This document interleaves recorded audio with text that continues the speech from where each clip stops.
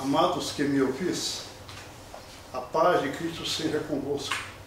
O nosso comentário terá como tema as 7 igrejas da Ásia, foi a visão profética de João. O apóstolo João, exilado na ilha de Patmos, dentro do objetivo arquitetado por Javé, de informar as coisas que deveriam acontecer para todos os remidos do mundo, usando como imagem as 7 igrejas da província romana da Ásia, estabelecidos nas seguintes cidades: Éfeso, Esmirna, Pérgamo, Tiatira, Sardo, Filadélfia e Laodiceia. Apocalipse 1 e 1 a 3, 4 e 11. O número 7 teve a preferência de Javé, o grande Deus eu sou, por ser sagrado e quase perfeito. O número 7 é o número dos anjos, e nós sabemos que cada igreja tem um anjo.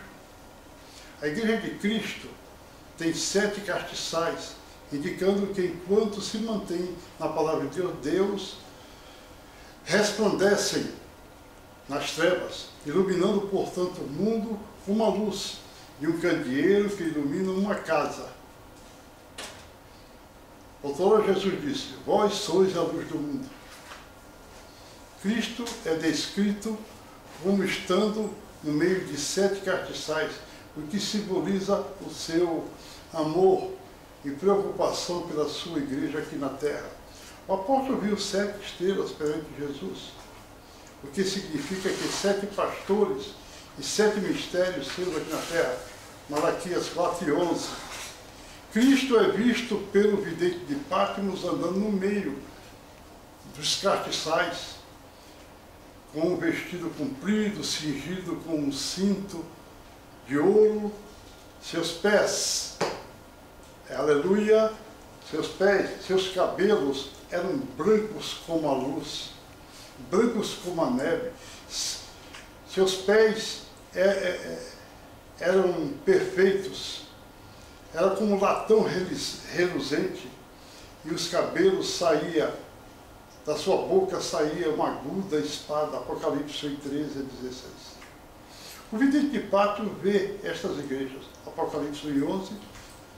Eis o mistério das 7 estrelas que visti na minha destra e dos 7 candeeiros de ouro.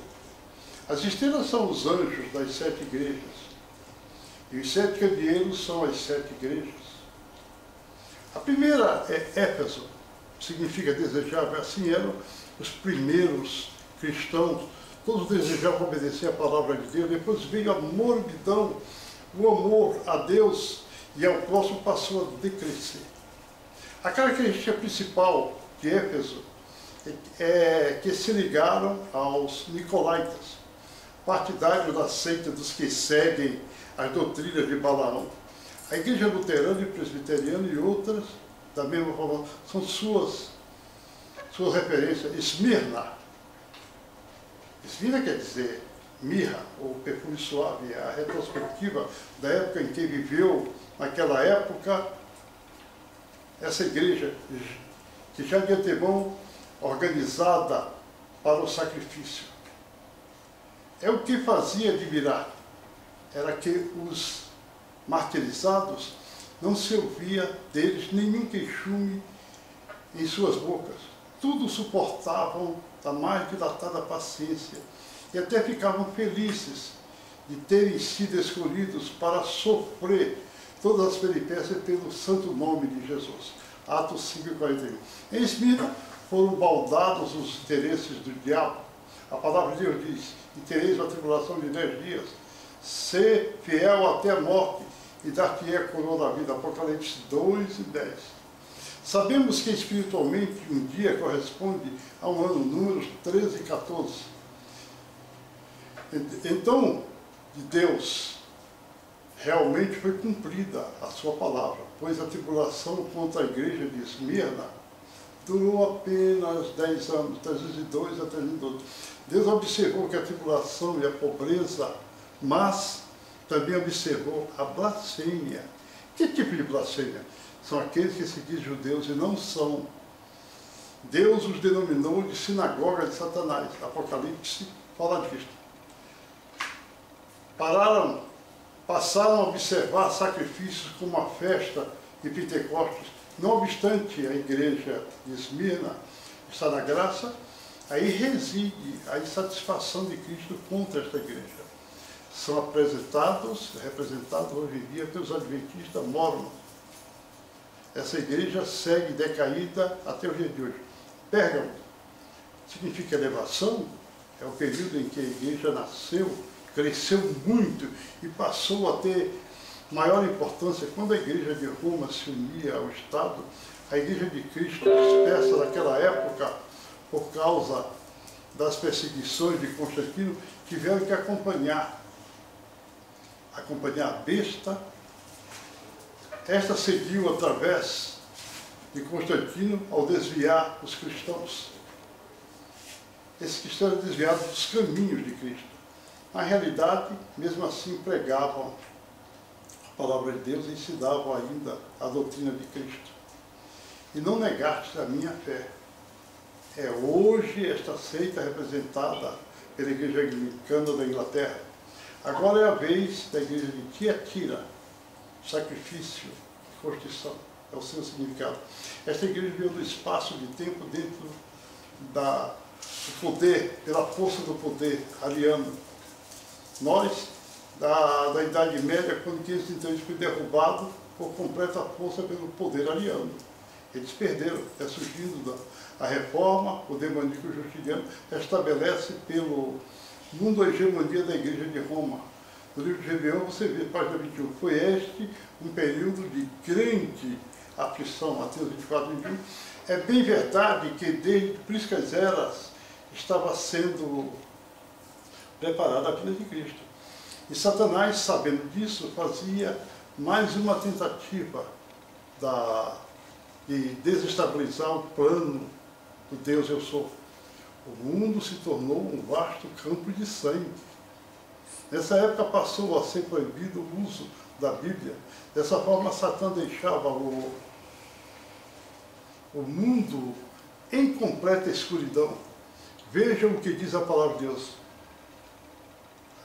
Cristo, naquele tempo, estava presente, observando tudo. A mulher se refugiou no deserto e a terra onde já tinha um lugar preparado por Deus para que ali fosse alimentada durante 1260 anos, 1260 dias. Apocalipse, você observa isso. A igreja de Cristo estava sufocada, quase exterminada no mundo, mas Javé, o grande Eu Sou, levantou alguns homens como Wycliffe, John Hus, Jerônimo, Lutero, Calvino, Cranmer e os escocês Knox, mesmo assim passando a desviar-se dos caminhos do Senhor. Passaram a aceitar o mundanismo, a luxúria.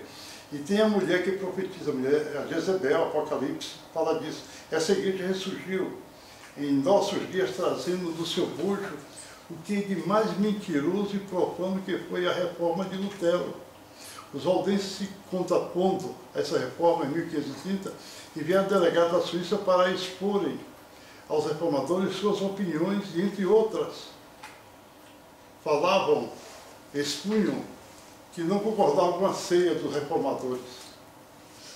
Aleluia. Levavam a efeito, provocando grande fúria por parte do representante de Lutero.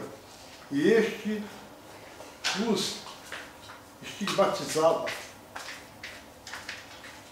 e taxou de abominável aqueles homens que estavam na sua frente. Cristãos de toda parte eram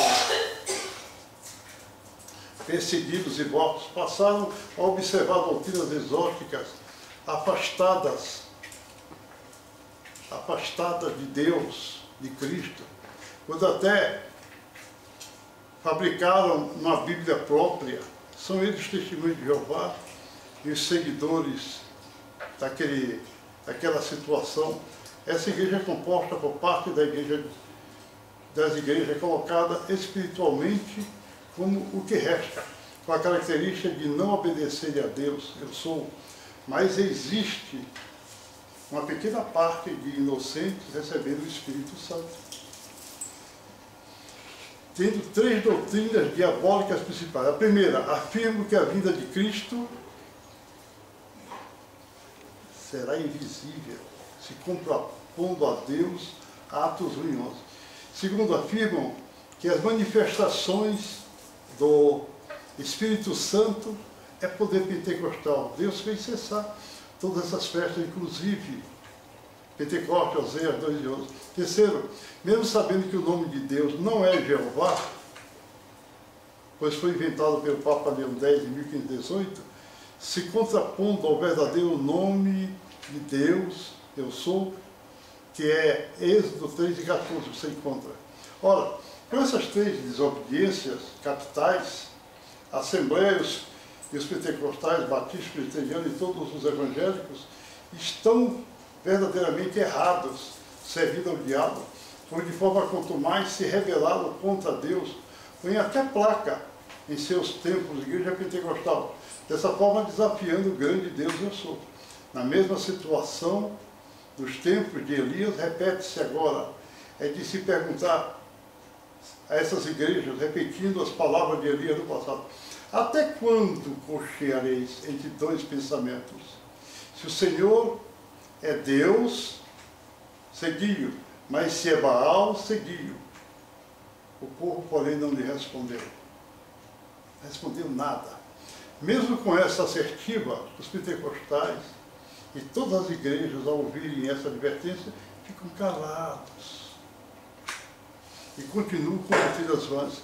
O Espírito Santo prevê a apostasia, segundo Tessalonicenses 2 e 3. Como as igrejas assembleias são muito grandes, seus pastores aderiram a políticos que são deputados e senadores, e chegaram a se colocar no ecumenismo, ao contrário da igreja, enviando até o representante seu para o culto ecumênico, por ocasião da promulgação da Constituição, aleluia, que se deu no Congresso Nacional. O diabo ofereceu o mundo a Jesus. A igreja de Sardes está aceitando o mundo.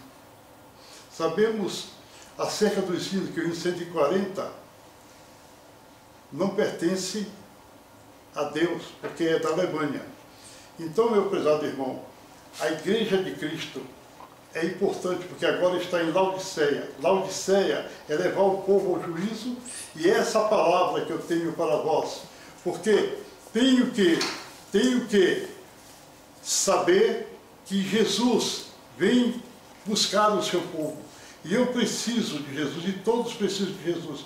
É por isso que dei essa palavra, para todos ouvirem. Amém.